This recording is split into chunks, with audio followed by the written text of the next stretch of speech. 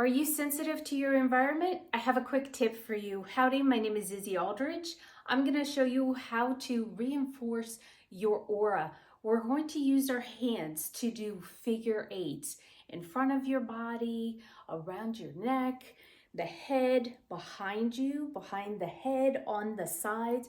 You just do figure eights going in every single direction. Little ones, small ones, teeny tiny little mini ones, really big ones where you're really moving your arms all the way in front of you.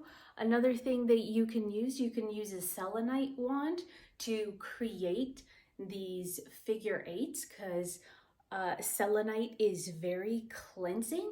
So that's another great way to bring in figure eights. You can use feathers to do these figure eights. Imagine a rip in one of your shirts. We're basically sewing that rip in that shirt. That's what we're doing to our aura to reinforce it, to make it whole again. You can do figure eights as often as you would like, but do it for at least a couple of minutes every day in order to have your aura starting getting stronger and stronger. And infuse some colors. Imagine, sense that color in your aura. Violet flame is one of the favorite colors that I usually use in my aura to help cleanse and keep it strong. I hope you found that helpful. Until next time, keep moving energies.